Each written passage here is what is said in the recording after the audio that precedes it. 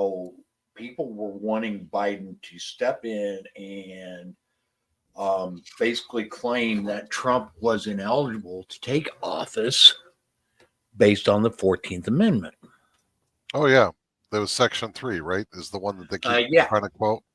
And we've had that discussion multiple times on here. Yeah.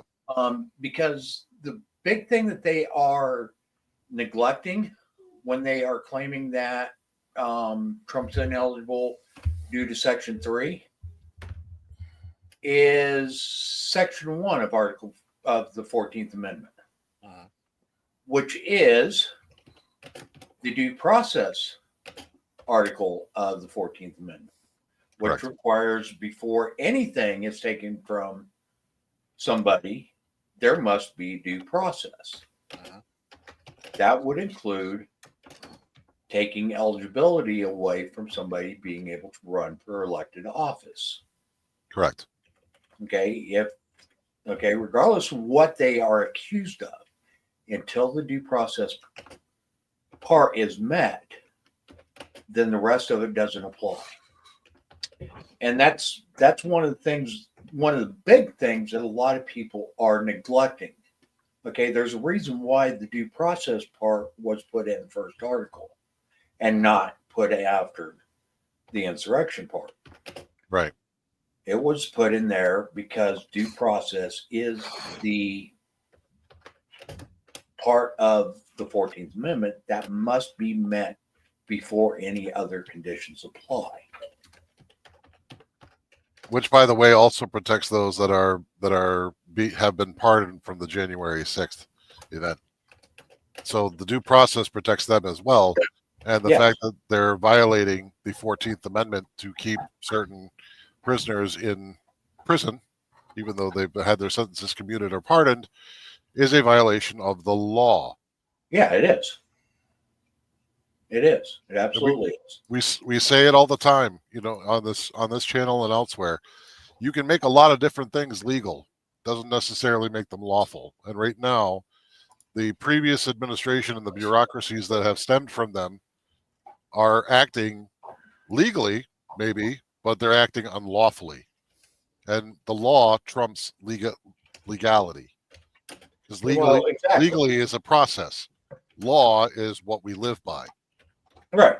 Welcome, Anya. Welcome to the show. Hi, Anya. Here's the real thing on that. Okay.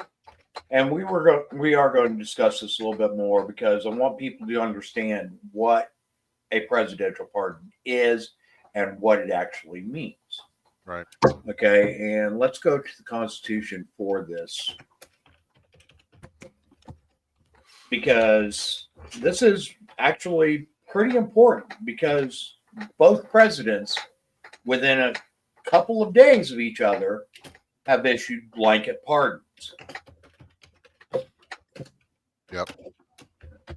So, in order for us to really understand what's going on, we need to educate ourselves. Okay. I'm getting to it here. So I'm going to the Constitution because that is the part that we need to turn to. Okay, the Constitution is the law of the land. The Constitution is what set up our government at the federal level. Okay, so I'm going to go ahead and share this here so we can all read along. Okay.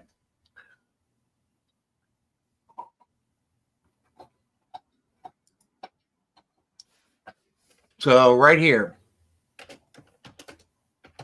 Okay.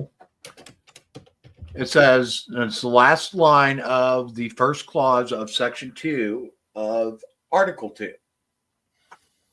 Okay. He says, she shall have the pardon to grant reprieves and pardons for offenses against the United States, except in cases of impeachment. Okay. It doesn't get any clearer than that. The president has the ability to pardon absolutely anyone for any offense that is a result of federal charges. Right. Okay. Or potential federal charges, as Biden did.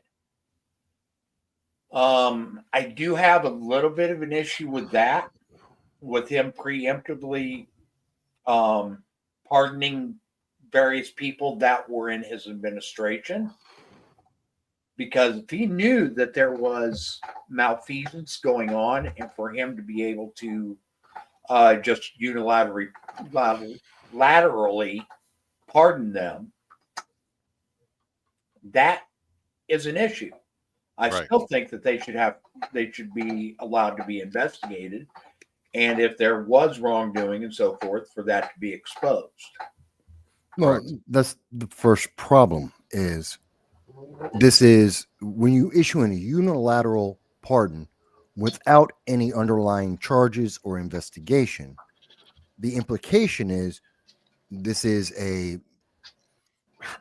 you're evading the law. You're abusing the law because you're not allowing that investigation. God knows how many individuals have committed wrongdoing and should be punished that are associated with the underlying crime, or perhaps from the investigation, whether or not that individual that they start with is guilty or not.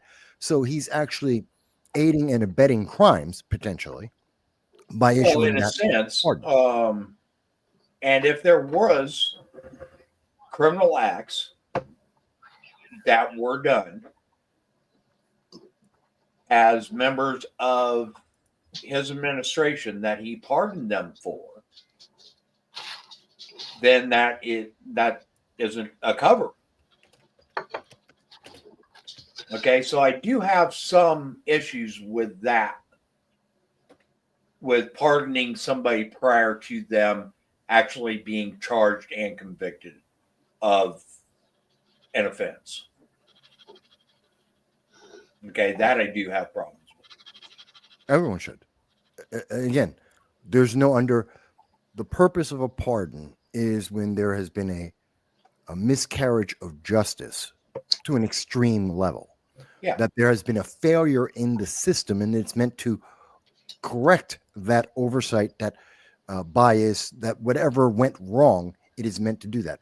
And Biden, in the manner in which he has gone about using his pardons, not just pardoning the individual crimes, say for Hunter Biden, but also a decade-long time period to protect his family and friends with a decade-long time period. Dr. Fauci with a decade-long, more than decade-long time period. He is effectively subverting our system. He is abusing. Obviously, it's beyond overreach, the amount of abuse he is doing. Everyone in the nation, Democrats, or no matter what your political preference, you can be a Democrat, progressive, you can be a socialist for all I care. This is not just abusing the intent of the law. This is the word of the law. This is the intent of the law. This is the function of the law. And we should all be very, very upset about that. And yet we hear people saying, well, Donald Trump, he's pardoning the J6 individuals. And here's the thing. There are actual crimes that have been accused of them. Many of them are still waiting for trial. Many of them have pled out because of the cost. Some of them have been convicted. And those individuals who have been convicted, this is the amount of time they have been given, extremely beyond anything that is in the norm for the level of charge they have received. The amount of time they had to wait to get into a trial extremely exceeds the norm for anyone to get to trial in the first place. The cost is extremely more than what is normal. We are seeing extremities. So by going apples to apples, you have Trump, who is following the nature, the intent, and the example of pardons throughout history. Biden is the exact opposite. He is abusing it, doing things that no one has done. As far as I'm aware, no one's ever done it in this manner, just to protect his friends and family and political donors. it should be that clear for everyone. And people should be happy. Trump's doing it right. And we no longer have Biden, who is more than willing to do things wrong and politically. And here's another thing. Okay, I wouldn't have so much Hey, Jen. trouble with Biden's pardons if they were for specific offenses. Okay, Right. but these are complete blanket pardons, basically giving them complete and utter immunity for that period of time, and that in and of itself is wrong. I know I'm late and sorry guys. I was That's having some computer issues. No worries. Good to see you. Sorry, it's been a while since I've been on live with you, but that's why I wanted to be here tonight. I do know that I missed some of this, but everything that I am reading about Article 2, Section 2 states in that portion that you have to have been convicted of a crime. So how can he get No. away with making a blanket pardon with no crime? No, you don't. Okay, there's nothing in the Constitution that actually says that you have to be convicted of a crime. Okay, so what it actually says, and I'm putting it back up here, and he shall have the power to grant reprieves and pardons for offenses against the United States, except in cases of impeachment. Okay, there's nothing that says that they actually have to be convicted. Okay, if they've been accused of an offense against the United States, then yeah, he can pardon them for that offense. But the problem with Biden's blanket pardons that he put in place is there have been no accusations made. With the exception of Hunter Biden, there were 2 accusations. Now, if Biden would pardon Hunter Biden for those 2 specific crimes and just those 2 specific crimes, he'd be perfectly within his powers to do so. Going beyond that, he has gone beyond the office of the presidency. Right. Well, and I think one of the things that people aren't realizing too, and I've heard a few prosecutors come out and make some statements. I've heard some people in Congress come out and make some statements that just because you have a pardon doesn't mean you don't have to testify. And that if you call you in front of Congress and you testify and you lie, your pardon is null and void. And it's like, and to me, that would be like a prosecutor giving somebody immunity. I got to step away for a little bit. Yeah. I will be back. There's 2 parts to that.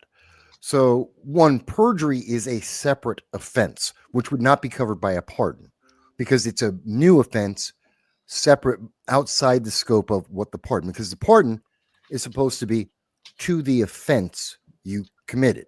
So, in the case of Hunter and his gun charge, well, that's in reference to the pardons to the gun charge specifically. That's an offense.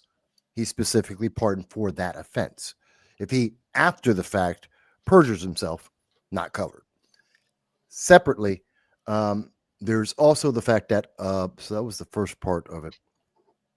And second thing is, if anyone who's been under these investigations got charged, if they are brought to a courtroom and they're asked a specific question pertaining to that pardon, that offense that they have committed or were charged with, they must answer the question because they no longer have a Fifth Amendment right because they cannot incriminate themselves. Since there is no, the whole point of the Fifth Amendment is not to incriminate yourself. Right. You have that right. You don't have to incriminate yourself. They can't incriminate themselves. Therefore, the Fifth Amendment doesn't apply, as that punishment, that penalty can't be applied to them. So they must. And if they do not respond to a question in a courtroom that pertains to that pardon, they can be punished, again, not for the initial pardoned offense, but for that, it would be contempt of court, obstruction of justice, there could be a couple of different charges that can be placed upon them. Okay, I get it. Because like I said, I kind of, everything that I've been reading and learning and hearing and looking, like I said, I kind of attribute some of it to what immunity means. You know, when you go into the court of law and the prosecutor's giving you immunity, you can't lie, you can't take the fifth, you can't, you got to tell the truth. Right. But that's talking court of law. What happens when Congress calls them in? Same thing. See, that's where I wanted to go with it. I want people to understand. They go in front of Congress and they say, "Oh, I don't remember. I can't recall." They say that to avoid perjury. Yeah, as long as they're under oath. If it's an informal hearing where they don't take an oath to tell the whole truth and so on, then they can answer however they want. Because I already know that a couple, some of the GOP have already come out and say these pardons mean nothing. We will call them in front of Congress. Well, that works both ways. One, since there was no offense against several of the people, like Dr. Fauci is an example, or Biden's brother, there was no offense. Therefore, there is nothing to pardon. So you can't preempt, and that's the problem. It's the preemptive part. There's no one has done an investigation. There has been no offense. By the exact words of the Constitution, there's nothing to pardon because nothing has happened. There have been investigations. Well, no, they were looking at someone else. They didn't investigate Jim. There were investigations by the GOP on Fauci and all the COVID stuff. Without any determination. Yes. So there is no offense. He wasn't charged with anything. They said, okay, we believe, and again, the investigation is just the first part, but that's not an offense. That's an investigation. You'd have investigation, you'd have discovery, and discovery goes deeper. Discovery goes deeper and is more public. So if they moved beyond just a cursory investigation and actually determined that there was a reason to go to discovery, then you would probably see more in terms of, actual accusations. The pardon doesn't stop them from going. Basically all the pardon does is keep them from going to discovery, unless there's a real reason, a criminal reason to do so, and that the fact that the pardon exists, to most people would say, well, there's got to be something there. But how are you actually going to go and pursue it when you can't actually come to any sort of conviction on it because they've already been pardoned? Well, it is. I mean, so with that, this is my question. He gets called Fauci. We're using Fauci here. Mm-hmm. He gets called in front of Congress. Mm-hmm. Congress brings up all the stuff that the GOP has brought to the public eye in the last 3 years. All the inner memos, shutting down this talk or that talk, or believing the science when there was actually no science really there, like the 6 foot and the masks and all that. This is stuff that the GOP has proven. So he gets in front of Congress, they ask him the questions. Oh, I don't remember. I can't recall. That is not a crime. That is actually, any lawyer will tell you, answer in that way. You cannot be held to perjury for saying, I don't recall. Right. You cannot be held in perjury. That is a valid defense. Yeah. Okay, because number one, you can't prove that they don't recall. And even if they do answer that, they're deflecting, because it's obvious he's deflecting because of the public information available. Even because of that, the only way you can't get him to force him to tell the truth, regardless of whether he's under the fifth or not. Right. That's the issue. You'd have to prove it. You can't compel them to say the truth. Basically, what you would end up having is they would put him on the stand, so to speak, and pardon or no pardon, he would he would never incriminate himself with or without the Fifth Amendment. He would just try to avoid perjury, because that would be the only criminal offense that the pardon would not cover, Okay. because it would be a recent offense. So at So what you'd have, at this point in time, the only way to get people like Fauci is for the states to bring up charges. At this Yes. point, yes. at this juncture, yes, Yes, the and states. it would have. It And would have that's the thing is these blanket pardons across the board only apply to federal charges. They do not apply to state or local charges. Then I say we all get on the phones to our Republican governors and we tell them to talk to their AGs and bring up state charges on Dr. Fauci. It can't just be Republicans. It has to be Democrats too. Because now, again, if you're only having one party and it's going in, it's the same kind of bias that we've heard from I get Trump. that. I understand it. But, you call your Democratic governor, they ain't going to do crap. It's some. If you have You don't know that. Okay. There are some Democrats out that are serving that don't necessarily toe the full Democrat line. or they Right. were afraid of Like there's re-election. some I'll say it Republicans out there again that then. don't Get on the vote phone, for call your Republican. governor, get in touch with your AG, and have them bring state files against charges against Fauci. People need to be held accountable. We're tired of these people destroying our way of life in any means possible. Congress, I don't care who it is, and getting away with it every time. No, I agree with you. That's the whole point of what we're seeing happening right now, which is why the Democrats are running scared right now, because we are seeing a very public supported change. Here is a better solution on that. Okay. Primary them out. Besides just trying to go after them, get them charged, and so forth and so on. Okay. Start raising awareness of people to show how literally corrupt this blanket pardon is. Right. Okay. Teach them that the Democrats aren't about them, they're about themselves. And they will do everything in their power to protect themselves and the elite. They don't do anything to protect the peons. Somebody asked me today while I was at work. They asked me, how did I feel about the J6 pardon, the blanket pardon? And I said, well, let me ask you this. How do you feel about the blanket pardon that came from Biden?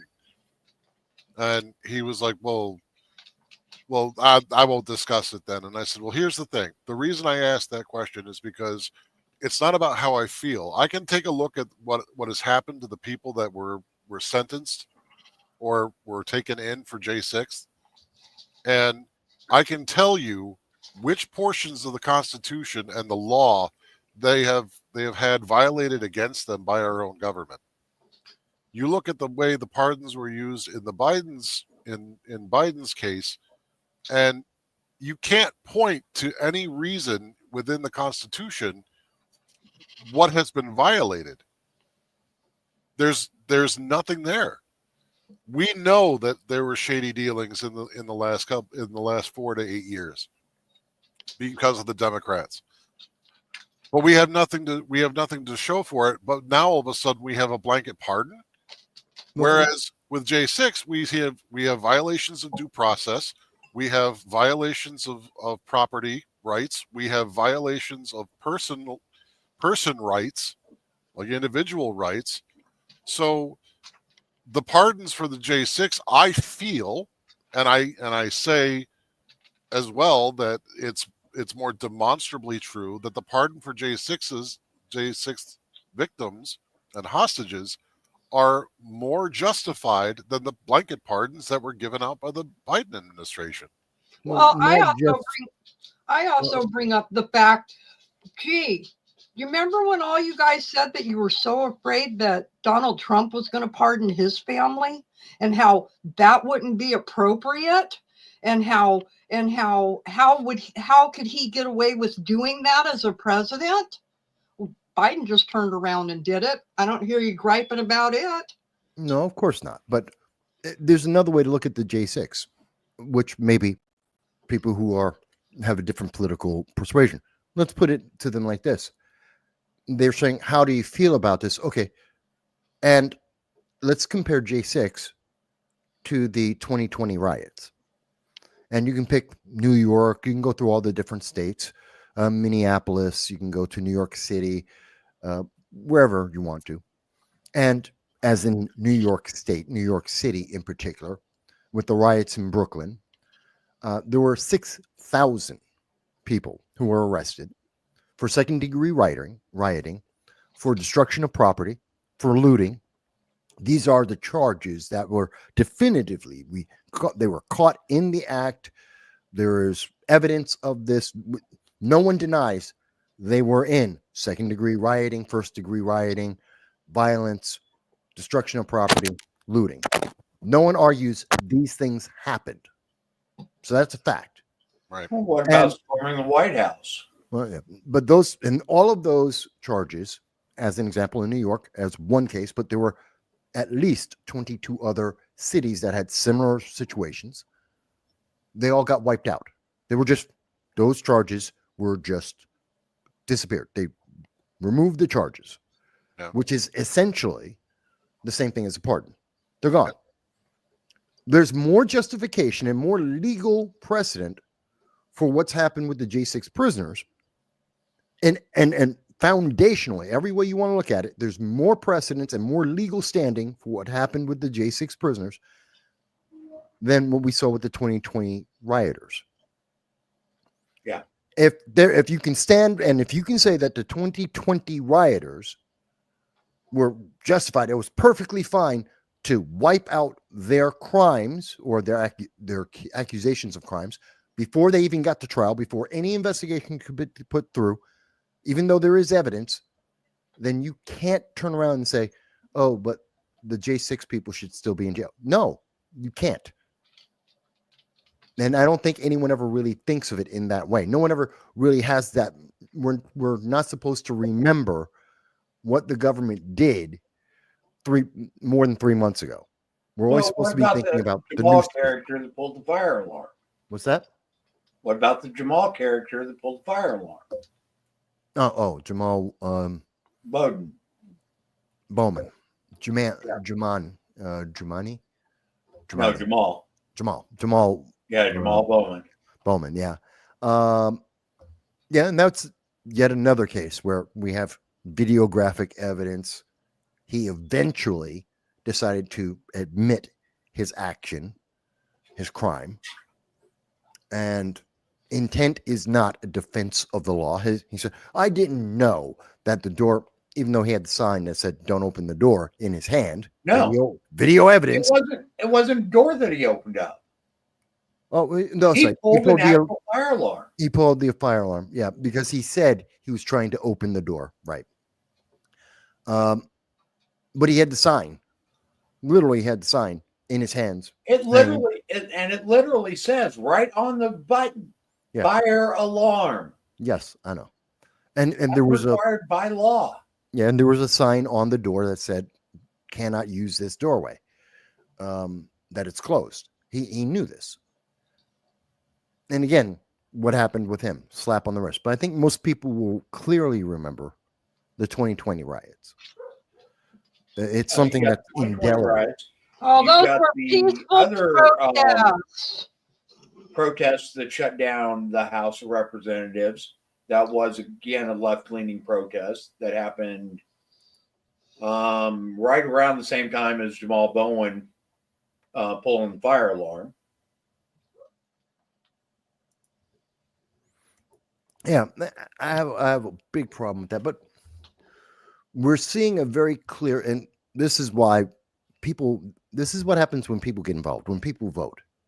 We're seeing a clear delineation, separation of what we've been told, the two tiers of justice, the way that Democrats are allowed and justified and backed up by the news media to do something, whereas everyone else is held to a different standard, a standard that is much higher and is almost impossible.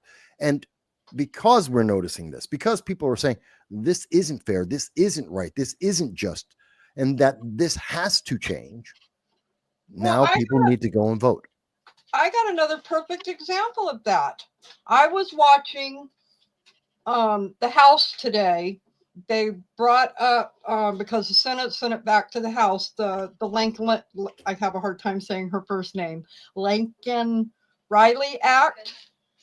Lakin Okay, Riley. thank you. And you know, they give each that you have the one main guy that stands up on each side, and he starts off giving his speech, and then you know they say, well, this person has this much time, you know, to talk, and they go back and forth that way.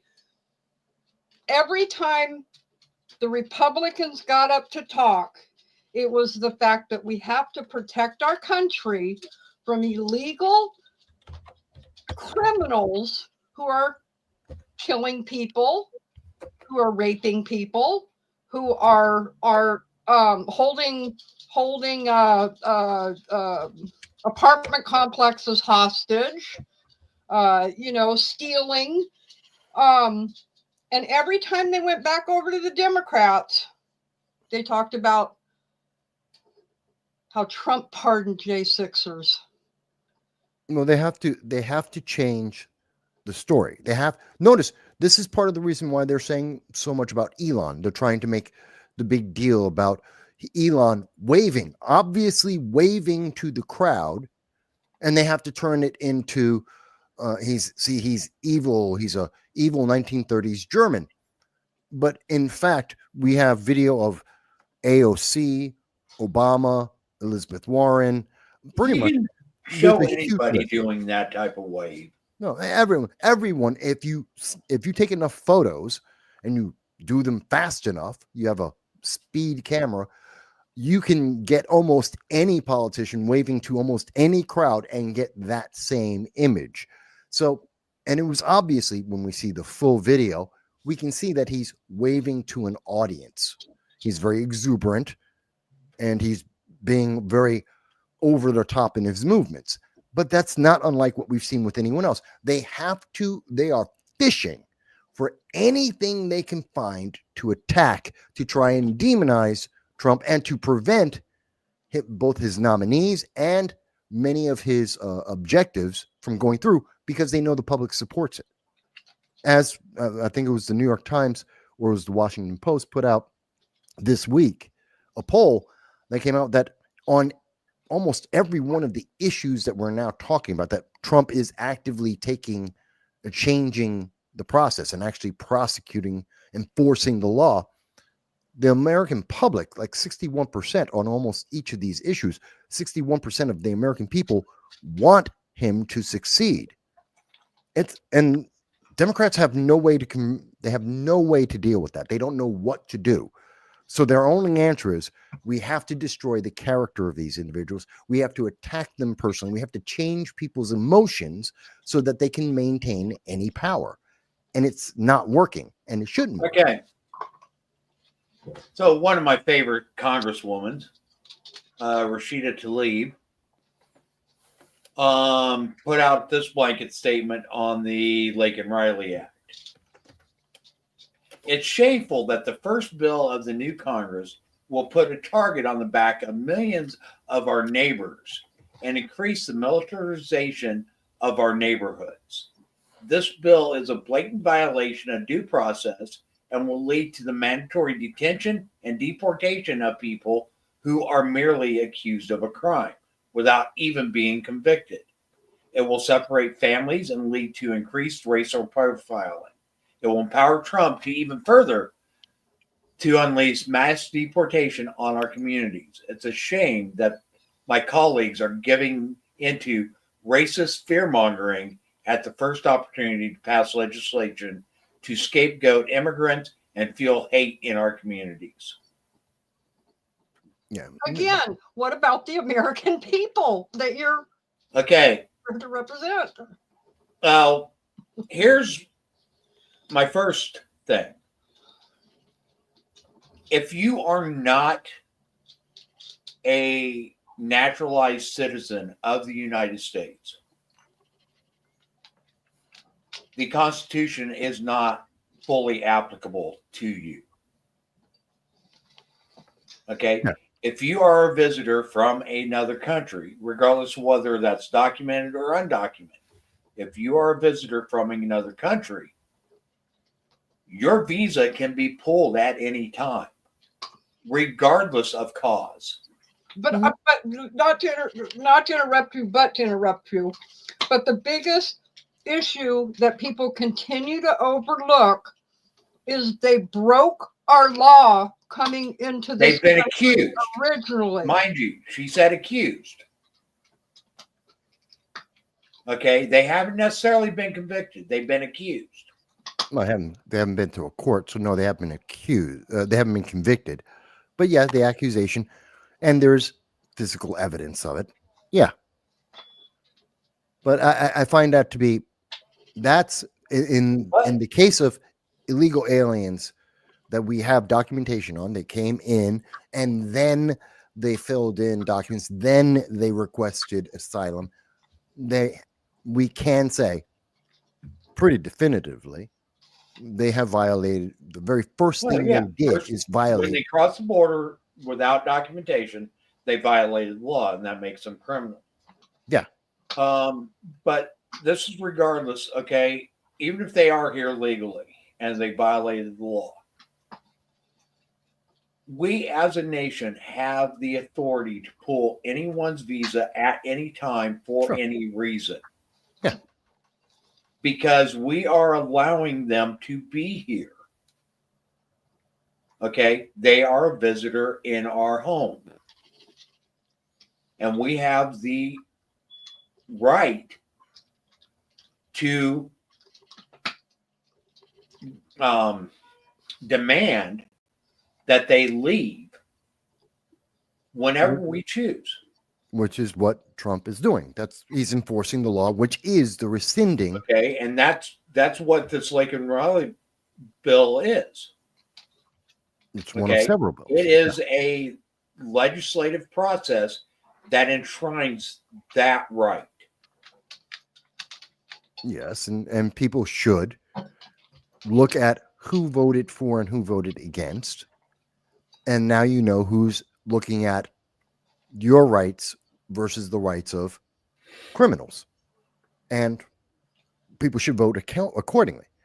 If the emphasis, like with Rashida Tlaib, if the emphasis is on criminals who have violated our laws to start with, and then in the case of the Lincoln Riley Act and a couple of other bills, the stipulation in the law is, and then those individuals commit further criminal acts, and in particular violent acts of violent criminal acts, then these individuals have been specifically pointed out for expedited deportation from the United States. How can you argue against that? She's going, well, it's racist. This is someone who not only broke the law to start with, but then added a violent crime on top of that. What are you talking about? I don't understand this. She's like, oh, well, they're going to abuse you. The only way you get in this list is you have to, in addition to the crime of entering America, you have to violently commit another crime. That's not about someone's race or some kind of prejudice. You have to commit another crime. So these are individuals who have qualified twice in violating some of our most important laws, like, murder, that you have to go. And yet we see these Democrats saying, no, that's not enough. I don't know what mountain of it's not even evidence. They're just making it insurmountable to do this. And we know why. And I think this is important to remind people. We know why they are doing this. We were told by Kamala Harris when she was interviewed by ABC News in Philadelphia, so people can look at that interview, and she made it very clear. Democrats want an open border so they can create a path to citizenship, which Biden himself was also trying to push through Congress and couldn't get it done. They're trying to get roughly 11 million illegal aliens as American citizens able to vote. And in addition to that, in several states like California, like New York, they tried to get illegal aliens to vote. Now, they claimed local elections, except the ballot isn't separated between local and federal and state. It's all the same form. And we know for a fact that in Oregon and in multiple states, that illegal aliens were given driver's licenses and were registered to vote. And in several cases where the DOJ was investigating, even under Merrick Garland, that there were illegal aliens that voted in 2016, 2020, and 2022. These things happen. So we know their plan, as described by Kamala Harris and Joe Biden, was to get these individuals to eliminate or waive their past criminality, make them citizens on the presumption that they will be dependent on Democrats and keep them in power. This is about abuse of power in every single step. People need to step up and vote. Well, They're and not protecting you. I think this could lead into a good next topic that was brought up in the chat room earlier regarding sanctuary cities and how the GOP is saying that they are going to arrest mayors and anybody else who stands in their way. Well, according to the documentation, the DOJ, the announcement came out this afternoon. I did a short video on it shortly after it came out. The DOJ memo states, and it's gone out to every state attorney general. So all 50 states have this, and down the line from there. And it states clearly that any elected official who interrupts and interferes with the proper execution and enforcement of immigration law by federal authorities will be arrested and charged, because that is a crime. It's obstruction of justice. And they will be charged to the fullest extent of the law, regardless of their elected position. That means that we've heard from J.B. Pritzker, we've heard from Kathy Hochul, we've heard from Gavin Newsom, and Gretchen Whitmer, and they have all said that they will stand in the way of President Trump and the federal government, that they will maintain sanctuary state and sanctuary city statuses in their control. These are literally, so they're declaring their violation of the law. The AG should right now walk into the office of, well, if, as we know, Tom Homan is right now going throughout, ICE is going through the various cities, and they're trying to arrest illegal aliens. If any illegal alien is hidden, delayed, or not handed over to ICE, as they should be, if there's any interference whatsoever, the governor of those states should be arrested instantly and not charged with a crime and arrested and put into jail. It's that simple. So And I if have you a don't- question for Michael to answer. Michael, where in the Constitution does it say that a state and a city can be deemed themselves sanctuaries? There isn't. No, it's a crime. But I know we've discussed this many, many, many times on this show about federal authority on immigration. And you guys also know where I kind of stand on that.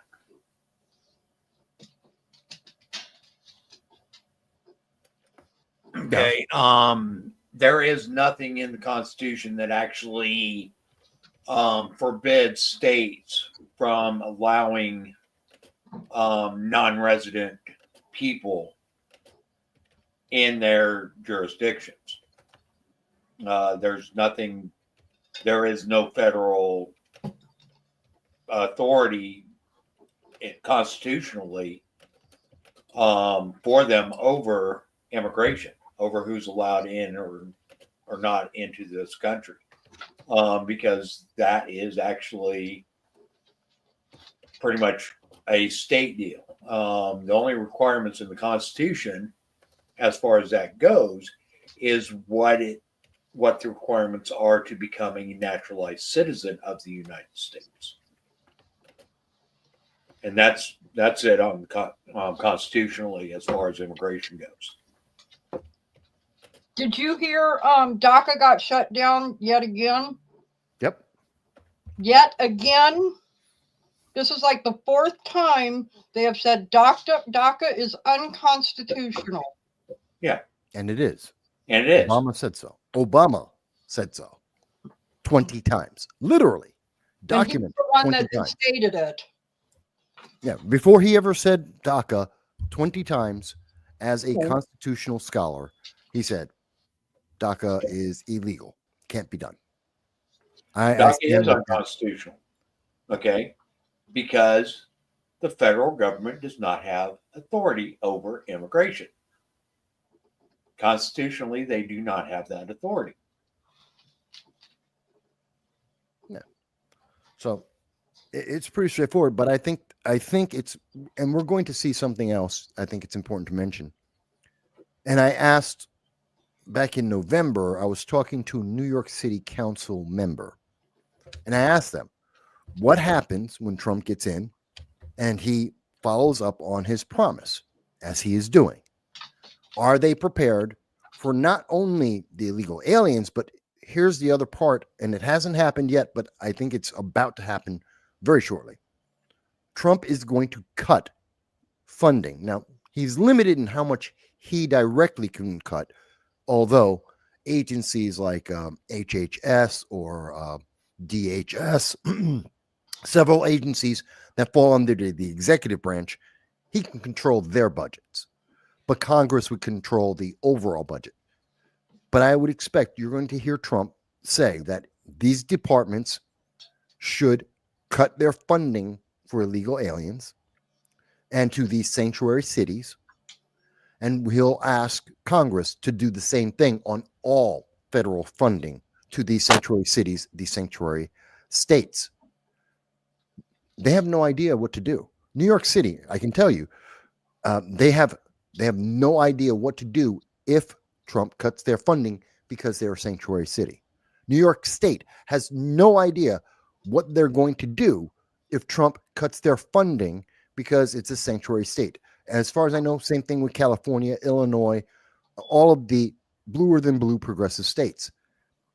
But this is going to happen. And I, for one, knowing that sanctuary cities, sanctuary states are illegal, knowing that they allow crimes, underlying crimes, to proliferate, they're helping to create a culture of criminal gangs, of abuses against people, of murder, drugs, smuggling, sexual abuse. They're allowing all of that to happen because they're a sanctuary state. I mean, the 8 Tajikistan ISIS members who entered the United States illegally and are on the known terrorist watch list, thus they got summarily deported after we found them after a year. Where did they go? California. Why?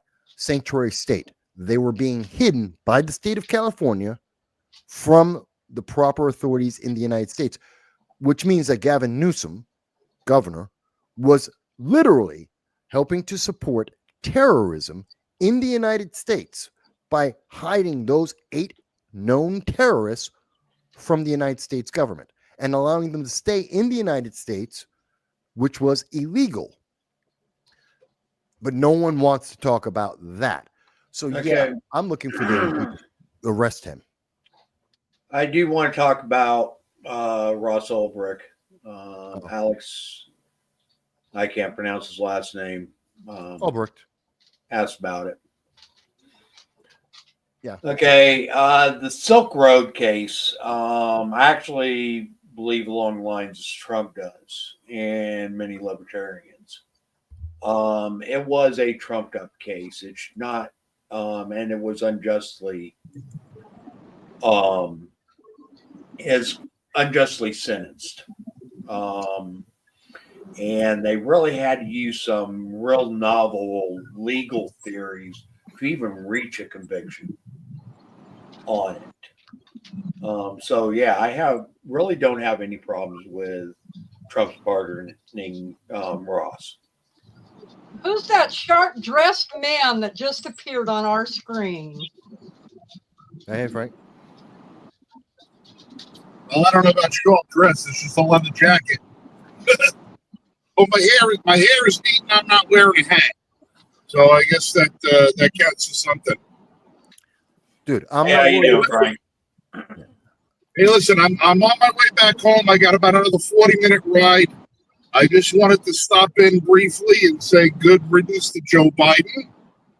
Sorry I missed you guys last week. I had another late night working. If I get to the house in time, I'll jump in before the show is over. But if not, you all know our friend Alex that stops in time for time. I just want to let everybody know, send him a word of congratulations.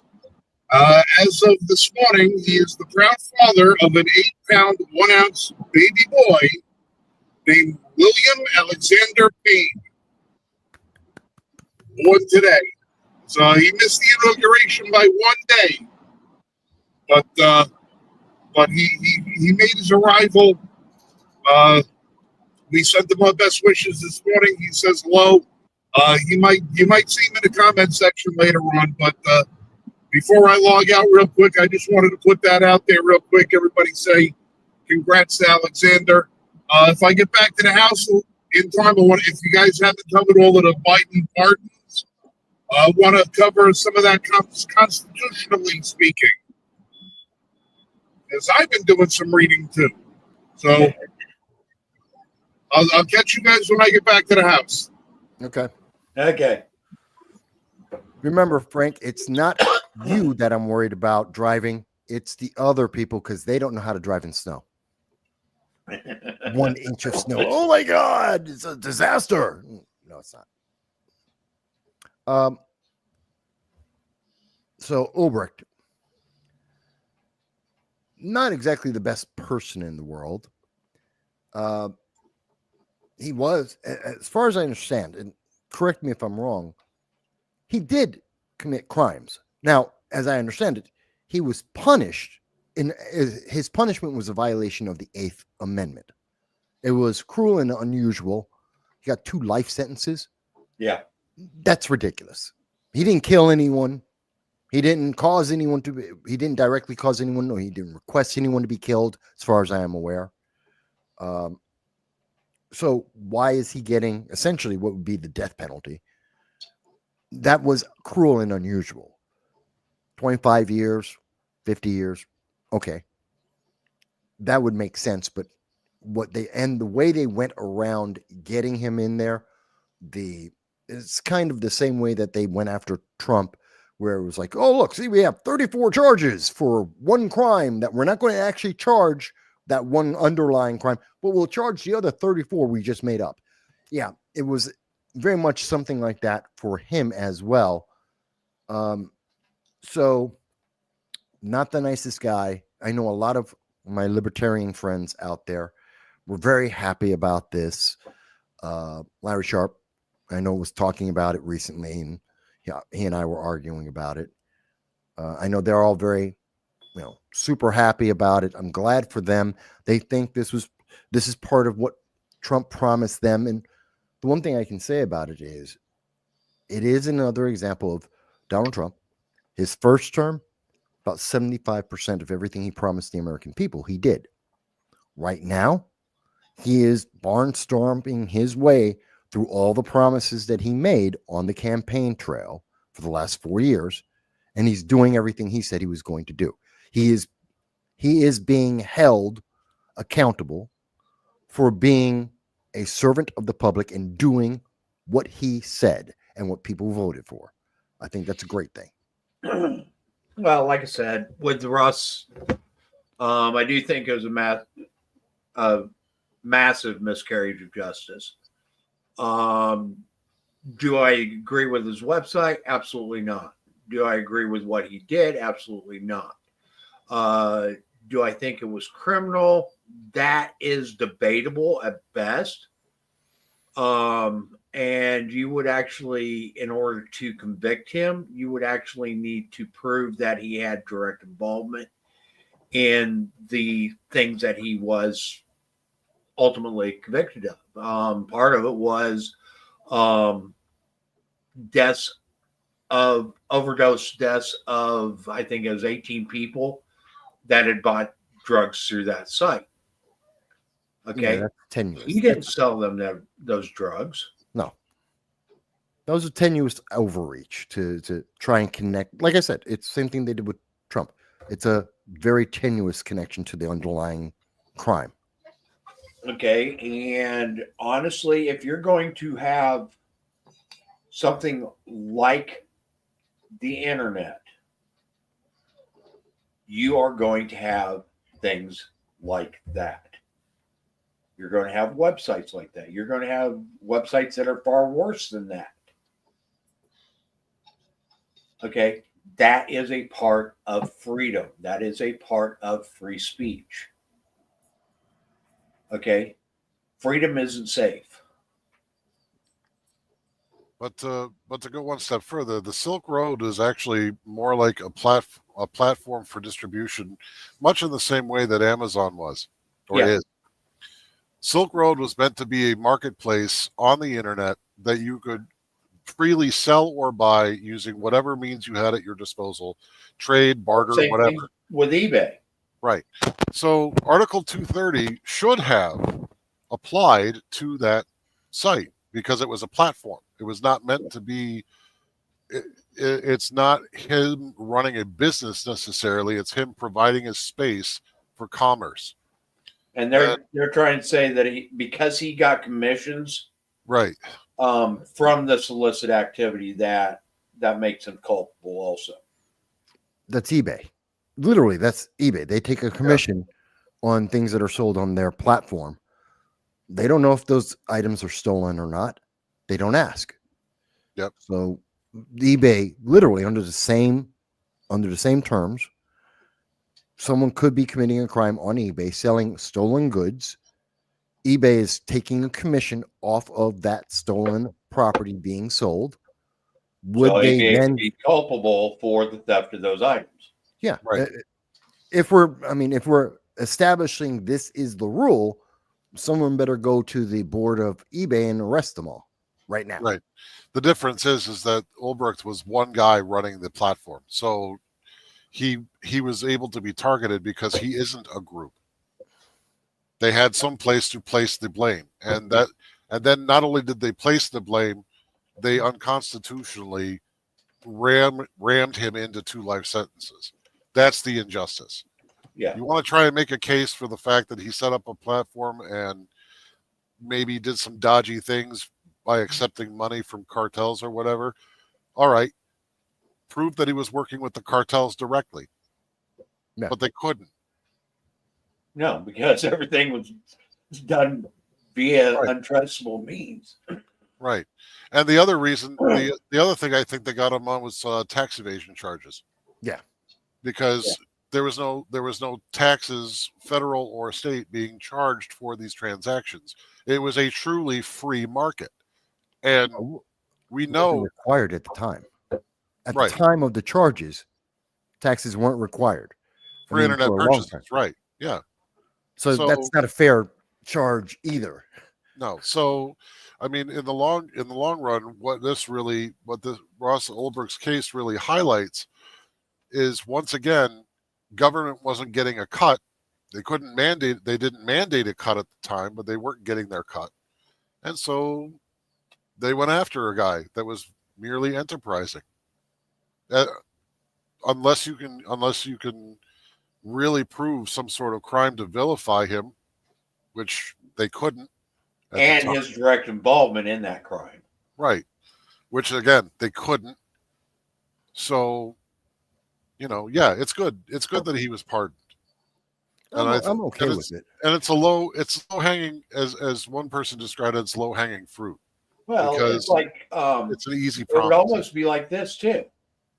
Okay, if you are a landlord and Yeah. you have a rental property, and somebody is selling drugs out of that property, Right. okay, are you also a drug dealer then at that point? I wouldn't think so.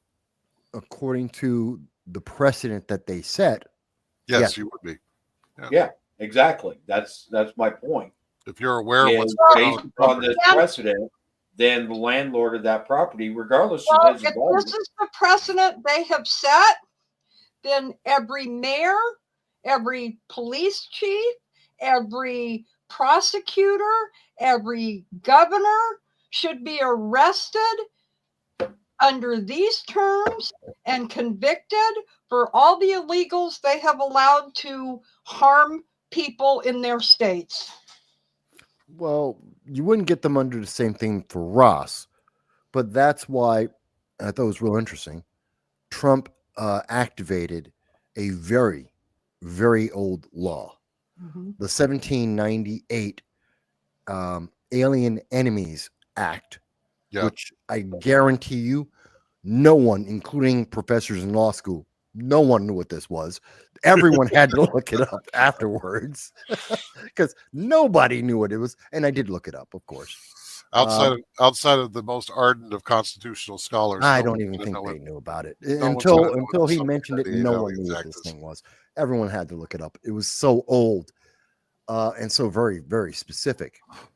But this is the means now because he cited active law that has never been changed, never been removed from the books, which does give him the right to go after organizations like gangs and terrorist groups like the cartels, which are now terrorist groups, Hamas terrorist groups. He can now remove those individuals. This is part of the mass deportations. Right. And again, it goes back to, let's see, Hochul or Newsom, J.B. Pritzker, if they say, no, we're not going to let you get these alien enemies, which is long-standing, hundreds of years old law of the United States, now he can go and arrest them. That's what the AG is for. So Yep. that's how they, while they couldn't do the same thing they did to Ross, they have actual stronger law and precedent to stand on to get these people, which means America is going to be better. Ultimately, But- it will be better. By the way, folks, you can look that up. Go to Cornell Law School and just type in 1798 Alien Enemies Act, and you'll be able to see. It also comes from the Library of Congress, and either one will show you the exact law so you can see it for yourself. Have any of you guys pulled up whitehouse.gov lately? Yep, I saw it. Did you see the video that comes up before? No, I saw it when they first, No, during the First- transition. When you first go to whitehouse.gov, a video comes up. That's no. Very patriotic video. Must have been added yesterday because on Monday it wasn't there. yeah, I'm watching and- it now. Actually, I'll go ahead and put it up.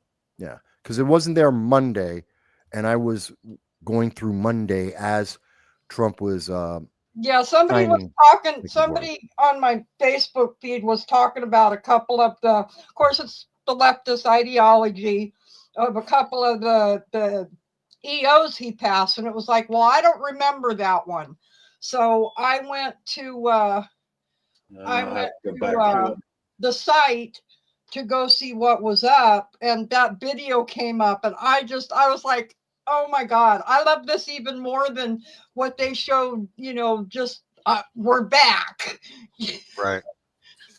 There was one of the guys that tends to comment in Voss's streams posted on X today sometime about the executive order to get rid of diversity and inclusion in federal bureaucracy. Yes. And he said, well, today Trump reneged, or Trump got rid of the executive order from Ford. Rescind. No, I'm sorry, rescinded the executive order by Lyndon B. Johnson in 1965 One of them. to get rid of the third under section 3, addendum 3, or paragraph 3, the diversity, inclusion, and equity portion of that executive order that was added, and I think it was 2011. No, No, I'll it was have to look after that. again. It was Probably about 2016, I would think. yeah. 2015, excuse me. But anyway, he said like the whole executive order is gone, and I'm like, well, if that's the case, you should probably look deeper than just the overall executive order and actually look at that third paragraph a little more closely, because that third paragraph is what's been hamstringing the United States for the last 20 years. It's not if you're going to do, like they argued in the Supreme Court recently, and they were talking about civil rights. Most of our civil rights legislation is based on immutable characteristics and the discrimination of those immutable characteristics. When you started adding diversity, equity, and inclusion, and you start adding these nebulous, ever-changing definitions of characteristics of people to try and prevent discrimination, by their very nature, because they are nebulous and ever-changing, they cannot be immutable and therefore are not civil rights. Because they are mutable, they are not Right. inalienable rights, because they can be separated. Well, and Right. I think the biggest thing that people fail to understand about affirmative action and DEI, you sit there and say that you make these and you implement them so that people aren't biased against. But what do you think these laws have actually done? They've biased people. Right. They've created bias. They've created racism. Yeah. It literally, I mean, like Joy Reid has created a career out of DEI. And so has Al Sharpton, Patrice Cullors, Kendi, Kamala Harris. Yeah. There's quite a huge number, Sean King. These are individuals that have made a career out of race baiting and trying to definitely indoctrinate our kids in schools and outside of them, and to promote this hyper racist ideology. I mean, just think of safe spaces, which they've been trying to get into businesses and trying to push that out there as part of the whole DEI intersectional movement, are these safe spaces. That's a restricted space, often in public areas like a college that's public, and they're trying to install these. They're segregationist. Yeah. They have been pushing Well, for that's just segregation. it. Okay. And let's look at the Democrat Party through history. Democrat Party is the one that pushed for segregation to begin with. Right. Yes. Okay. Well, and they are pushing for it today. And people fail. It's a racist policy then, it's a racist policy today. Yes. And people fail to understand that when it came to civil rights, on several different occasions, like to end slavery, the Act of 64, that not one damn Democrat voted for it. But they're the party of the oppressed. Yeah. Well, because they have really good propaganda. They've got all these stars that if you pay them enough money, like Beyonce, like Oprah, like many others, if you pay them enough money, they will be happy to jump on your bandwagon and tell people that you're the greatest thing ever, even when they don't know anything about the politics themselves, even when they don't care. I mean, if you paid me $1 million, like Oprah, like Beyonce, like Al Sharpton, he actually got $500,000. Then yeah, I'd probably go, I'd have to seriously consider whether or not I'd say Democrats are not that bad. $500,000? Yeah, for 30 seconds? That's a tough one. But let me step back for a second. I just want to mention something because we're a little more than an hour in. Folks, we have tripped over so many trigger words and I'm not talking about for Harvard. I don't care if they're triggered, go for it. But I'm talking about for Google, which is a monopoly, as determined by the courts, and their subsidiary, YouTube. They have key trigger words, which we have used throughout this entire show, which means that we get suppressed. We get beat down. They don't want anyone to see this. They don't want to have this conversation. They don't want you to know your rights. They don't want you to express the First Amendment, free speech, to say, hey, this is what I think about that. This is what I want to know about that. This is how I want to be involved in my government. They don't want you to do any of those things. So they're suppressing us. Please help us fight that. Like, share, subscribe, especially subscribe. It is critical. This is the time that right now, as we are seeing all these changes, this is the time that we get to stand up before they find a new way to try and give us an excuse why they need to suppress us yet again. Right. Please Well, take here, that. I'll Just a moment. Yeah, go ahead. I'll suppress us some more now. How about that? I think one of my favorite ones that he passed this week was there are only 2 genders. Yes. And the women trans and men. community came out. He's canceling us. He's this. He's that. No, nobody has canceled you. Go live your life. Be who you're going to be. Just stop shoving it down our throats. Well, I love this. It's like, oh my God, there's 2 genders like there has always been. And the trans community, the 1 million other sexual preferences out there, for forever, up until 2 years ago, they were living their life and no one stopped them. And now they can live their life. Here's my thing. No one's stopping them. Okay. Originally, the gay movement, the gay and lesbian movement, was just about being treated fairly. It Like wasn't everyone else. about Yeah. And the right to marry. special rights. And the right to marry. Well, like Well, everyone else. that is being treated equally. Okay, that's all it is. We Okay. didn't have our lifestyle down The your throat current for most of the movement time. is literally all about special treatment. Yeah, the modern political movement, especially more so as we go to literally trans. it. Yeah. It is a movement to literally give them special favor. And that's literally all DEI is as well. It's not about equality. It's not even about equity. It is about giving certain classes of people special treatment. I disagree about the definition of equity, because the functional modern, not the original definition, but the functional political definition of equity right now is to eternally divide every group into smaller subgroups and to have those groups compete with each other in terms of victimhood to get the biggest reward. The biggest victim gets the biggest reward. So, as an example, I'm black, so I have higher victimhood than Mike or Dow. So we've got the lowest victimhood. Yeah, I get so much stuff, but Jan beats all of us. I'm like gay. Yes, but that makes you even better than me. So That's Jan why I wins said I beat everything. I mean, it's stupid.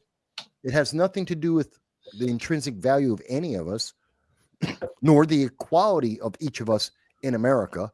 This sounds like something you would hear in North Korea.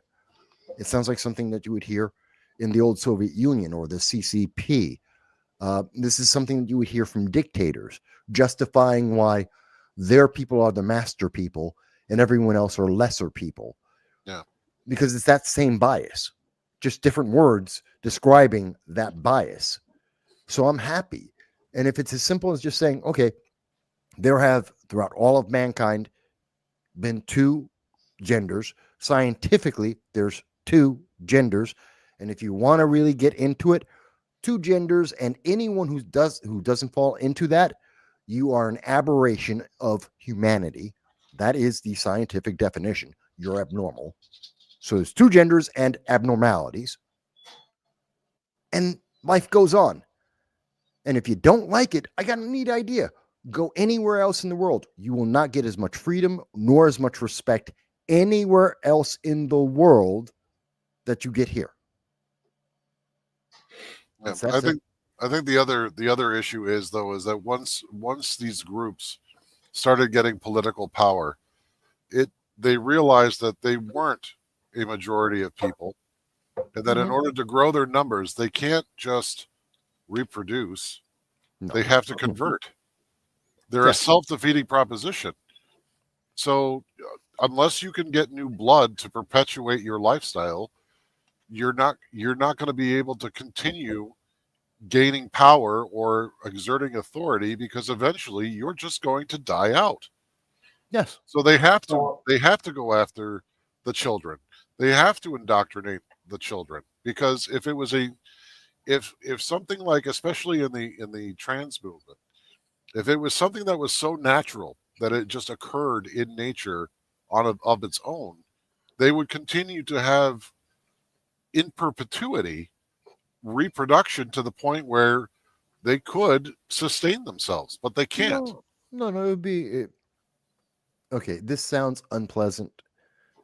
And I'm sorry if it sounds unpleasant to people, but what you're describing is there is historically 0.5% of the population is trans. 0.5% of the entire population is trans. And of that group, 45% self-delete within 5 years because they're wrong. That's the data. That's the empirical data. I'm not making a moral judgment. I'm not making a personal judgment. That's just the numbers that we have. So that number is consistent. That's a deviation that keeps happening. These are numbers that have been tracked since about the late 60s, 70s going forward. So we see that this is a consistent trend. Call it a recessive gene that keeps popping up in humanity. It's always about 0.5% of the population. But that it doesn't grow because they're not reproducing, because they can't. But at the same time, it's not disappearing. It's a steady, consistent genetic event at 0.5% of the population. The problem, I don't have a problem with that.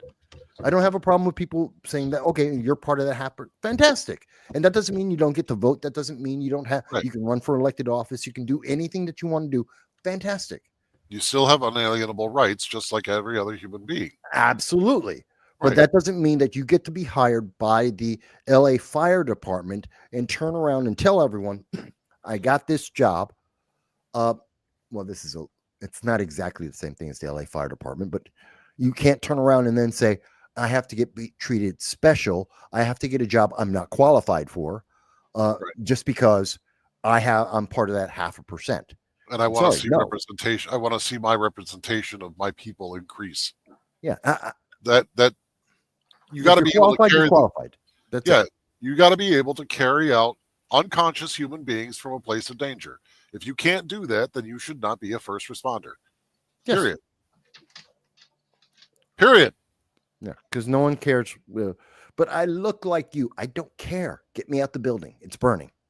Right. I don't want to burn. I don't care what you look like. And don't tell me I accidentally put myself in a compromising position and boy, was I stupid. I'm not going to carry you out.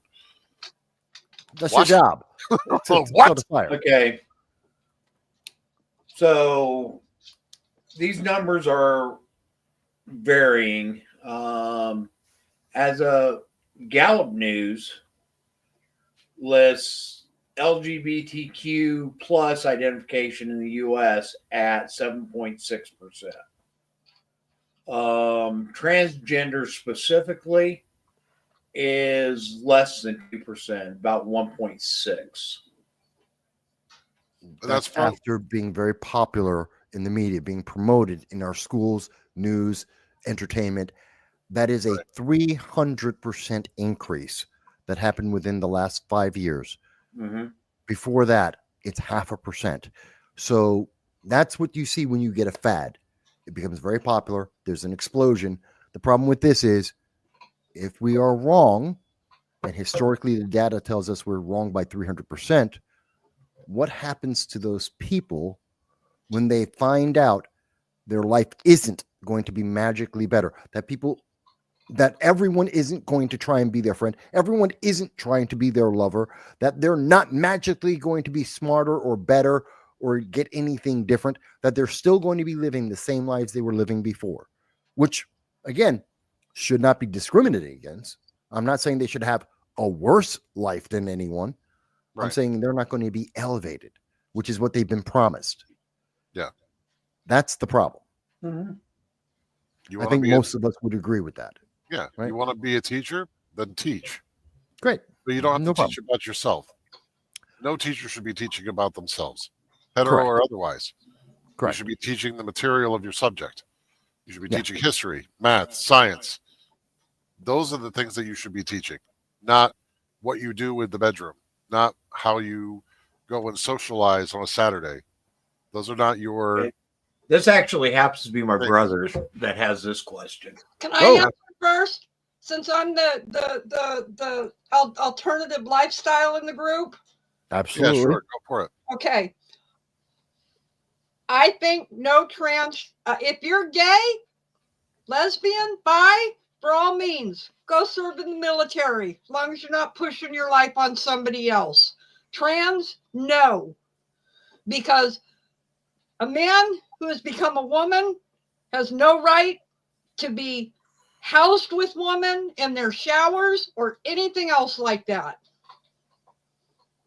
Unless you want to go Starship Trooper style. That's fine. That's why it's a movie. I can now. Mike may have a slightly different opinion than me. We're both Marines, so I'll give my thought on that. First of all, I don't want anyone in the military, like same thing as fire department, same thing as police department. If you can't do the job, then Right. you don't go in. So if you can't make the minimum standard, you don't get the job. I don't care who you are. So women get to run, have to qualify by the same minimum standard as a man. If you can't run as fast as me, carry as much as me, do the job as well as me when I was 20, then you don't, or well, actually when I was 18, no, you don't get to be part of the military. Separate of that. So you've now qualified. You can do the minimum standard. Fantastic. I'm happy to have everyone in there. Here's the exception. Trans are exceptions.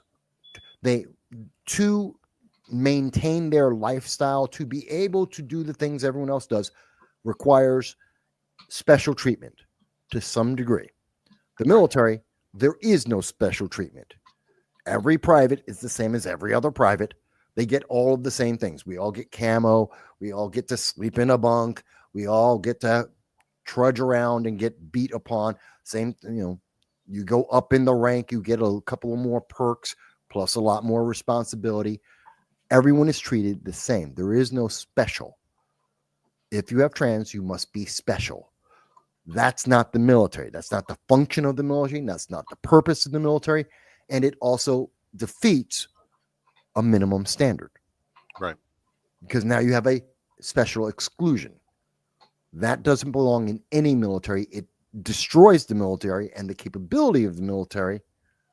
Sorry, no. So I kind of agree with you, Jan. Slightly different reason, but yeah. No trans in the military.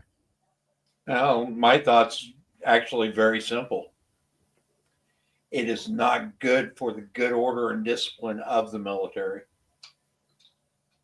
That's a better way of saying it. That's a shorter way of saying it. Extremely disruptive Yeah. of the good order and discipline of the military. Yeah. Not only that, to maintain that kind of lifestyle, in many cases, if you have gone as far as you need to with hormones and surgery, you're going to require special attention that you may not be able to achieve in the field, and you have to be able to act as a unit. Trans members of the military, are not able to be deployed. Okay, there is no other classification of people in the military that I'm aware of that have an exemption on deployments, except for trans people. And the reason why they are not able to be deployed is number one, acceptance in other nations, and number two, because of the amount of specialized care that they require. If they are in an area that doesn't have that specialized care, they actually put their health at risk. Well, has been banned has a good point on this. Okay, yeah, maybe pregnant women as well. Yeah, we don't put pregnant women on the front lines, and pretty much pregnant women aren't in the military. But that's temporary. Yeah, okay, trans, as far as they say, is permanent. I do recall back in, I think it was 1994, when the Air Force came out with their maternity jumpers. Oh God, I saw that. Do you remember that? Yeah. The Air Force had a maternity jumper for female pilots that were carrying.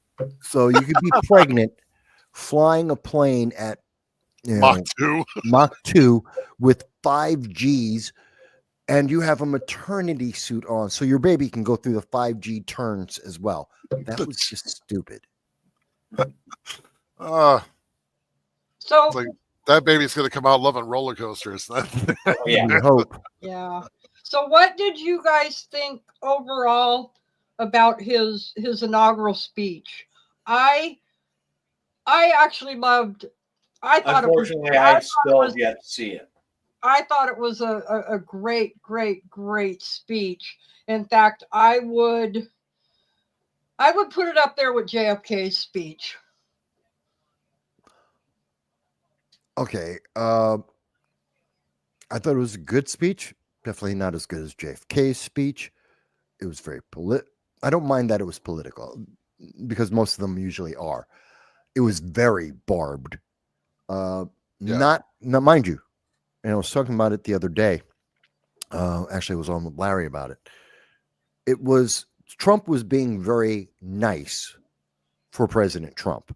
I mean, he's usually bombastic and brimstone, and he just goes at his enemies. So he was being, relative to himself, nice. Relative to other presidents, he was just being crushing, and it was embarrassing.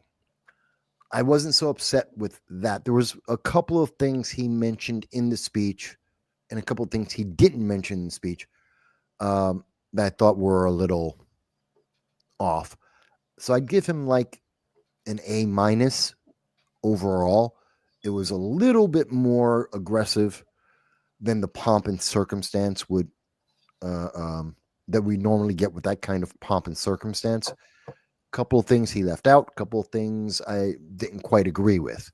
So, like I said, about a A- in my point. Yeah. Dal?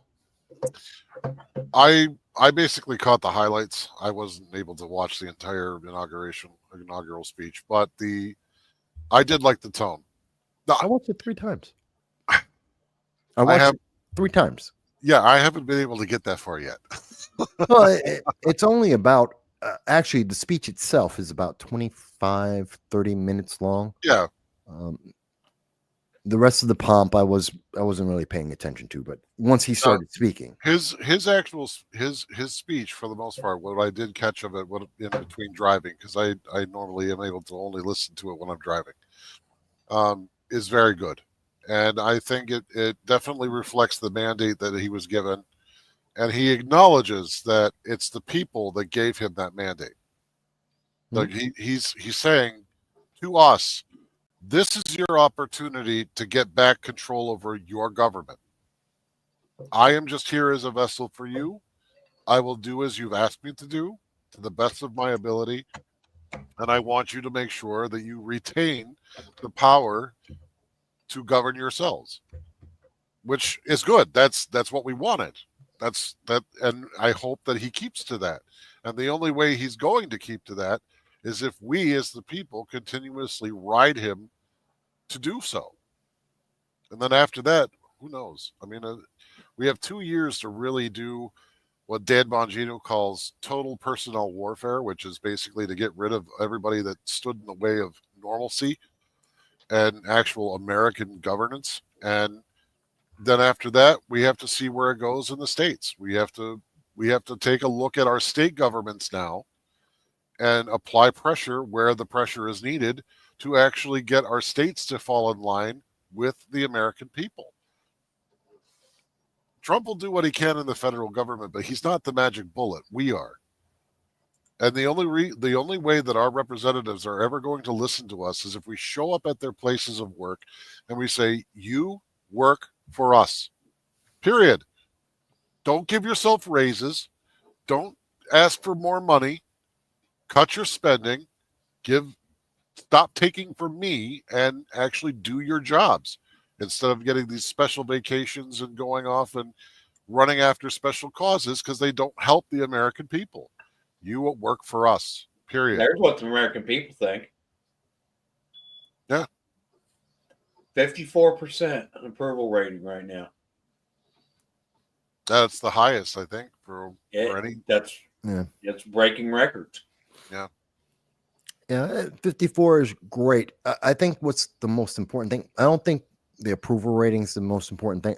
The one thing that I think is the most important and is why we're seeing so much tension from the left, whether it's on news media or in politics, Trump is unfettered.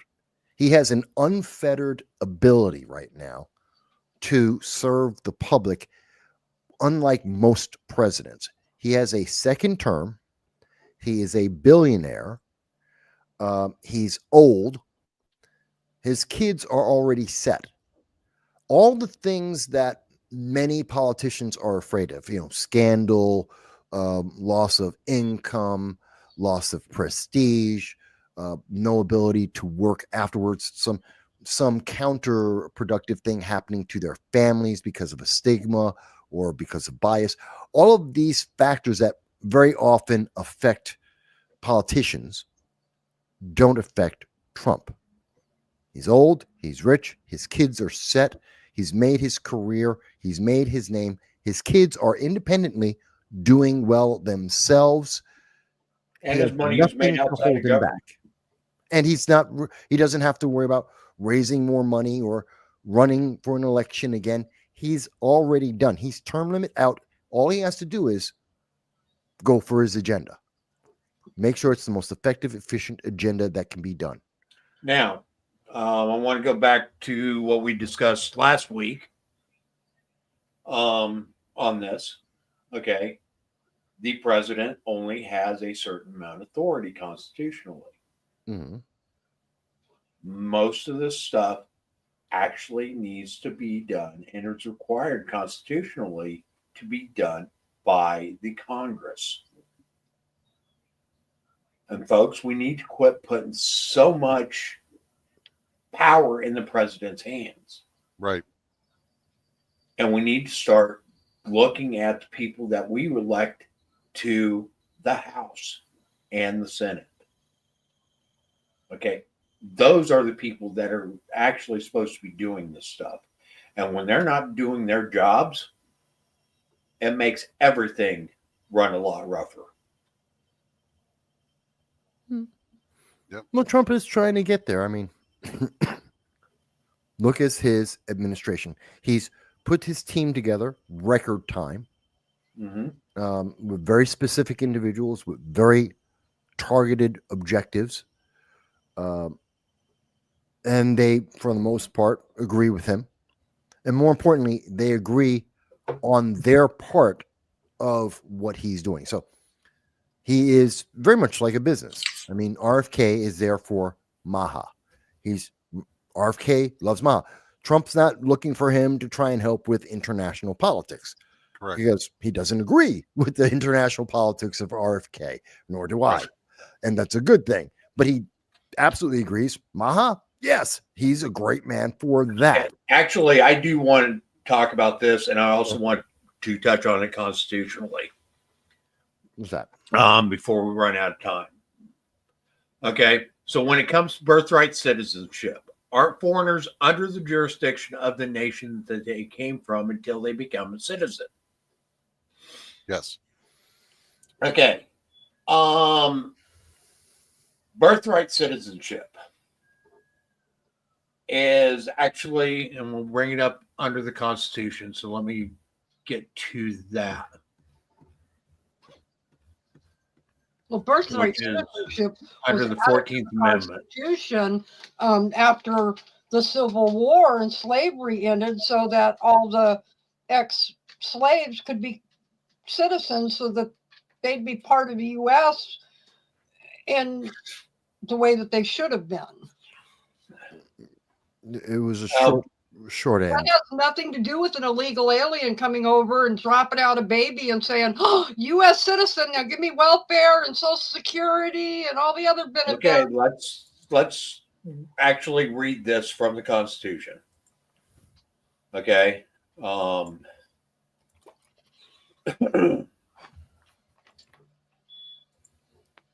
Okay, so Section 1 of the 14th Amendment. All persons born or naturalized in the United States and subject to the jurisdiction thereof, which means U.S. sovereign soil abroad, okay, ships, embassies, etc.,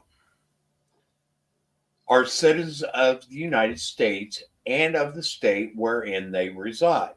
No state shall make or enforce any law which shall abridge the privileges or immunities of citizens of the United States, nor shall any state deprive any person of life, liberty, or property without due process, nor deny to any person within its jurisdiction the equal protection of the laws. Okay, so birthright citizenship. So it says all persons born in the United States and subject to the jurisdiction thereof. Okay. There's nothing there that says that they are citizens of the United States. It doesn't say that they must reside in the United States. Right. Okay. So if their parents are foreign nationals, the child would still be a citizen of the United States, but they are not required to live in the United States. And as such, they can live with their parents in whichever nation that their parents come from. Right. But they still retain their citizenship. Yes. And when child they does. become of age, Right. They can participate as a full citizen or of are the United States. emancipated, or become wards of whatever, then they can come here as a citizen of the United States. Right. Okay. But there's nothing that says we must give their parents entrance into the United States. Right.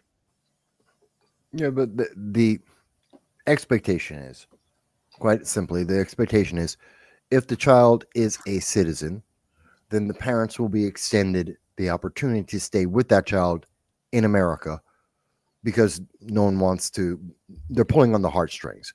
We're not going to I know, they're separate the trying to. family. Okay, Huh? but like I said, there's nothing that requires that child to remain in the United States. Yes, if you're logically thinking it through. But the left doesn't want you to think of it in logic. They want you to think of it in emotion, Right. which is why Okay, they say that child can remain with his family in Algeria. yeah, but they don't look at how they word it. I'm not disputing you, Mike. I'm not saying you're wrong. I agree with you. Take the kid, go back to wherever you came from. The kid can come back at 18 whenever they want. We're not stopping the citizen from being a citizen. They can exercise their rights whenever they want to. Mm-hmm. The parents don't gain additional rights or Right. benefits. And realistically, we're talking about benefits just because their kid's a citizen. Right. That's what the left wants to do. But again, why are they doing that?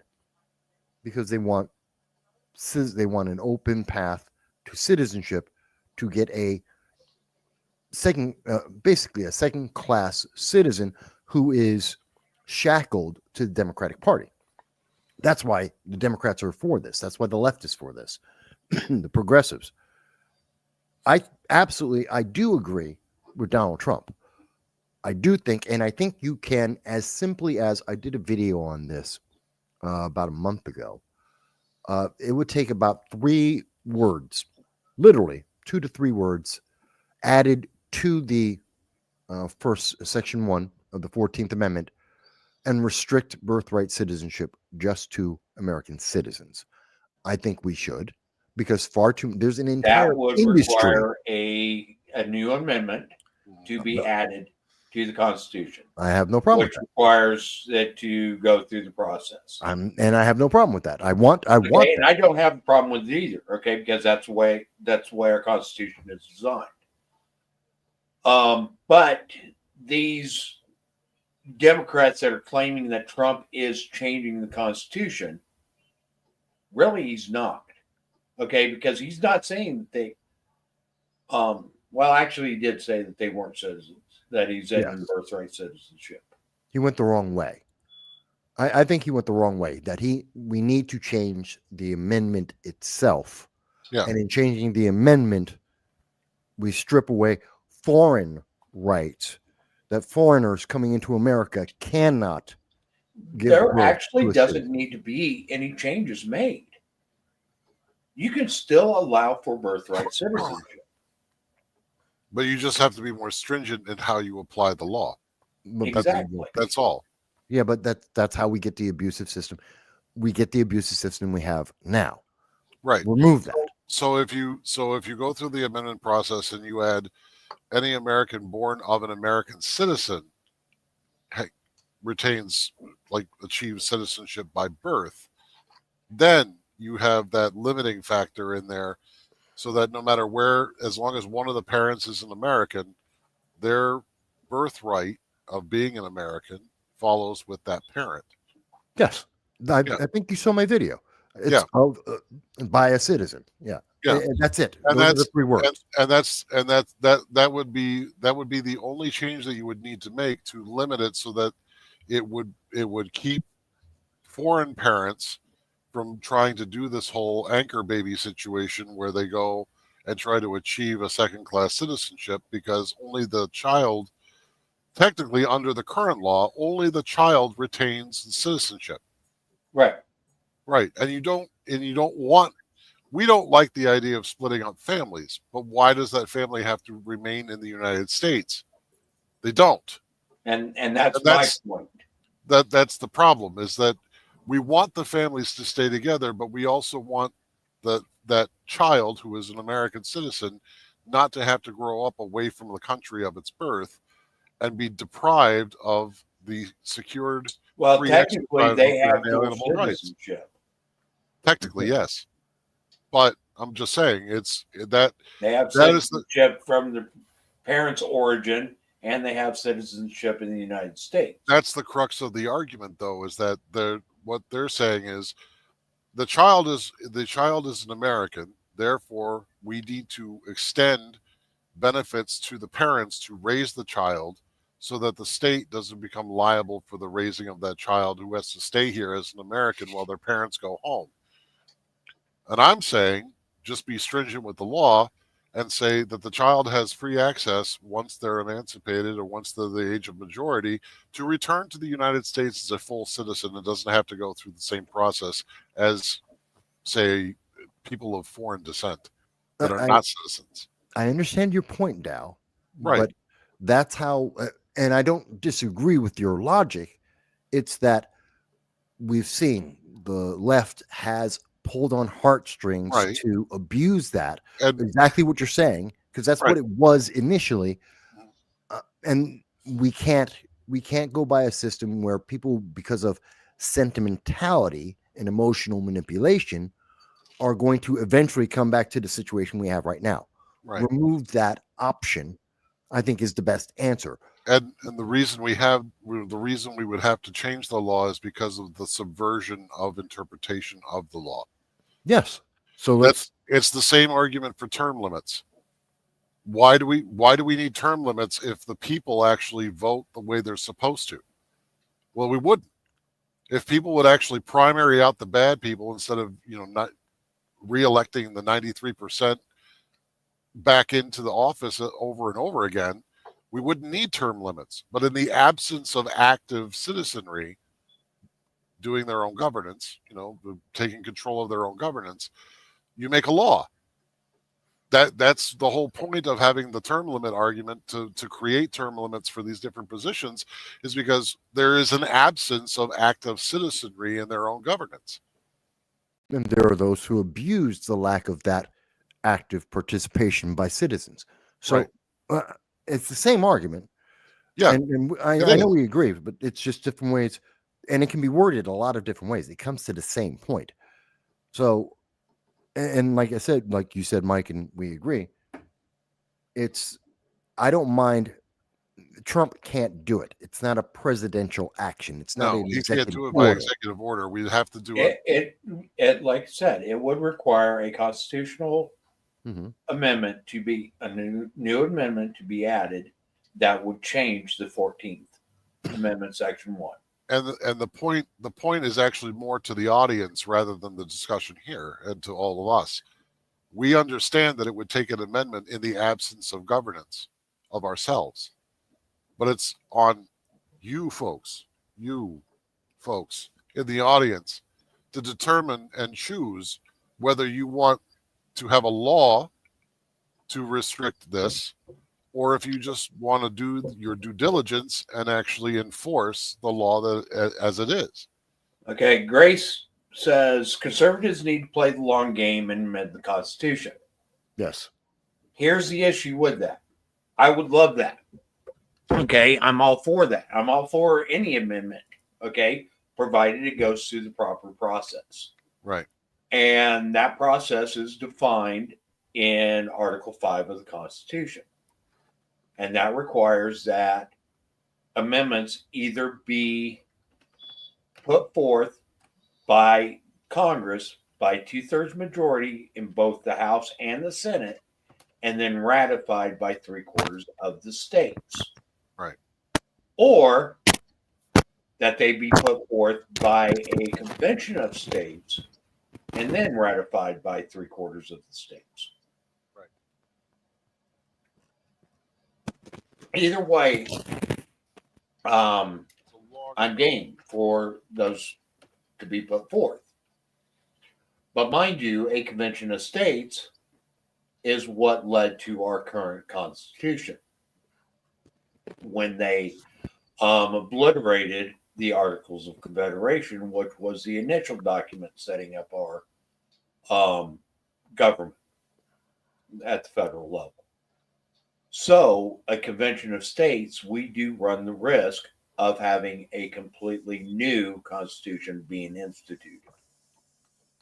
If it goes through the House and the Senate process, that becomes far less likely. Okay, because then the states are only working on that specific amendment. They're not looking at the entire Constitution, and they don't have the power to go after the entire Constitution at that point. Yeah, Jim. Yeah, that's Jim Barrett makes that point as well. Okay. And that's exactly the point that I was just making, Jim, is a constitutional convention opens up the entire Constitution. An amendment passed through the House and Senate is limited to that specific amendment. I know we only got a few minutes left. Frank's not here. I was going to ask him, but Marshall, how'd the Gundys go? We didn't get anywhere. Did anybody affiliated with us win anything? That I do not know. Honestly, I haven't seen who won. I actually should look that up. But no, we didn't get many votes, unfortunately. That's kind of sad. But hey, we were nominated. and that in and of itself is a pretty big honor. But we're up against some pretty heavy hitters. Oh no, I totally get that. But you think with the five of us and the people that follow us, and then the people that follow the channel as well, I mean, you think it would have been more votes? Yeah. No, we didn't get very many votes at all. But it is what it is. Okay. And I mean, things happen. So that's about all I got to say on it.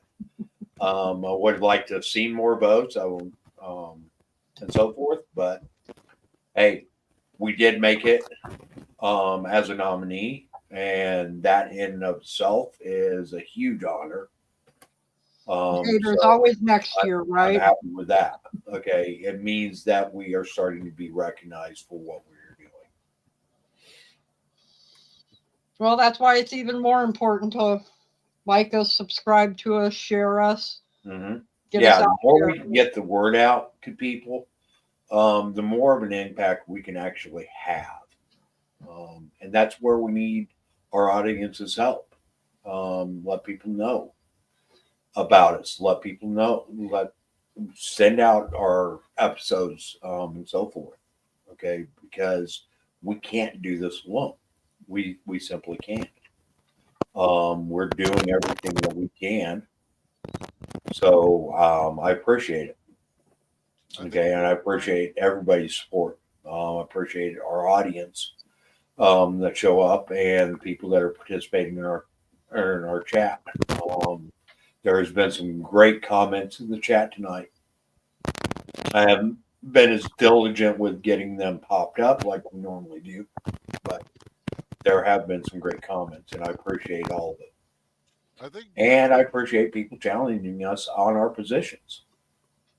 And I think that this. And if you don't understand where we stand on a certain position, ask, like Jim Barrett did, and so forth. Okay, because that is one way to see where we actually do stand on a particular issue or whatever. And maybe we align, maybe we don't. But it opens up dialogue. It opens up the conversation. And to me, that's needed more importantly in the United States than anything else right now. I think one thing we're going to see during this whole period of the next 4 years is that we're going to have a lot more conversations, and people are going to be more willing to be open with those conversations than they were previously, because we're at a point now where we have to discuss these things. We can't just keep going, well, maybe in another 4 years it'll disappear and we're gonna, it'll all be swept aside and history will eventually look back on this time and just think we were really weird.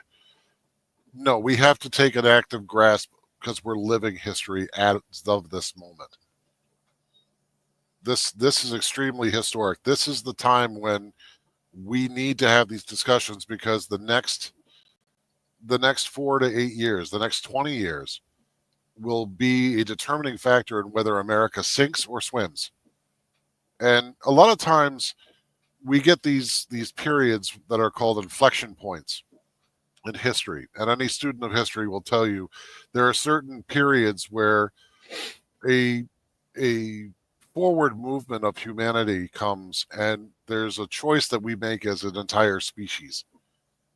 Americans are of a distinctly odd breed, because many of the people that left Europe, many of the people that left other countries to come to this country and found it, were people that held ideas that were unpopular in the places where they lived. The idea of individual rights, the individual unalienable freedoms, the freedom to exercise these uninfringed by governing bodies. These are unique experiment. This is a unique experiment in the history of the world. And if we want this experiment to continue with any sort of success, we have to have these discussions now. We cannot wait. It's almost as important as it was when our forefathers had these discussions at the First Continental Congress. This is our time. Here's the thing: the American experiment, or what's classified as the American experiment, has been going on for nearly 250 years. Okay. Next year is 250 years since the revolution. Yep. And we need to not only look at what's going on today, but we do need to look back at our founding era and realize just what the founding era and the founding generation was trying to do for us as a nation and for us as a people. We literally set up the first government of the people. Yeah. Okay. Nowhere in history had there ever been. They took bits and pieces from other parts of history, but this is the first government that was purely self-governance. Right. And now would be a good time to do that because of the time period.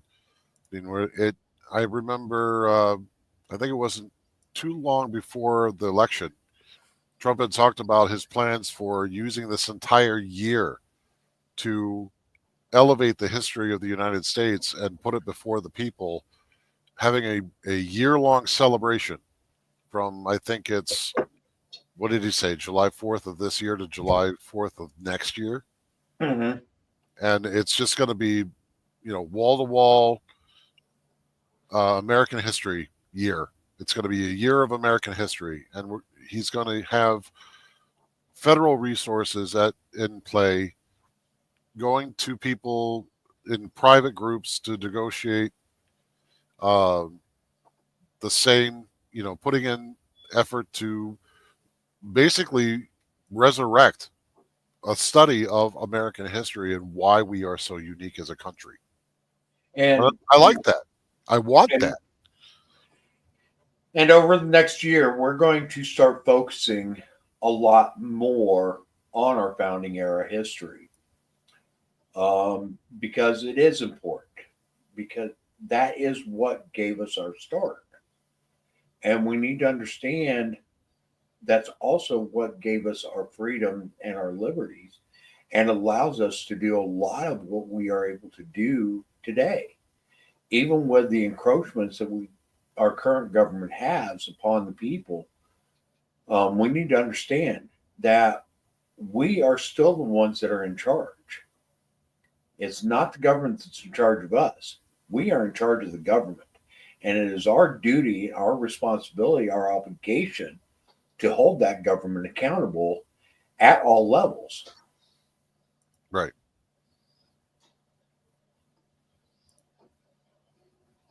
Okay, with that being said, I'm going to go ahead and shut it down. We're at 1:59, an hour and 59 minutes, and 51 seconds. So with that, we are here every Wednesday night, 8 p.m. Eastern time. Folks, invite your friends, invite your neighbors, invite everybody you know, even if they're your enemy, invite them, because this is a good platform and good place that we can actually have just open, honest discussions about the issues that are facing America and how we get this country back to its foundational roots. Yeah. Okay, a lot of people think that the founding generation was about basically oppressing certain classes and so forth, and that's not the truth. Okay, actually, many of the founding era people did not agree with slavery, and they actually thought slavery would abolish itself. Unfortunately, it didn't, and did lead to the Civil War. But that is what they were hoping for, is that having this system of government would eventually abolish the abomination of slavery. That was just part of it. Another part of it was to put the people in charge of the government instead of the government being in charge of the people. Because if you change the citizen subject dynamic, you don't have as much, there is not as much opportunity for tyranny to take root. And that was the biggest thing, trying to overthrow the tyranny of governance and place the power strictly in the hands of the people so that they could not be tyrannized. Okay, but I'm going to bring it back to this point, and then I'm going to go ahead and sign this out. Folks, none of it matters if you refuse to be involved. Absolutely none of it. Okay, so get out there. Do more than just go cast your ballot every other year. Get involved. Get involved locally. Get involved in how your community is governed. Because that's where it starts. That's actually where our country started from, was how our communities were being governed. Yep. Okay, folks, we will see you next week. Thank you, everybody. Thank you, Michael. Thank you, Doll. Thank you, Jen. We appreciate everybody. We'll see you all next week. Have a good night.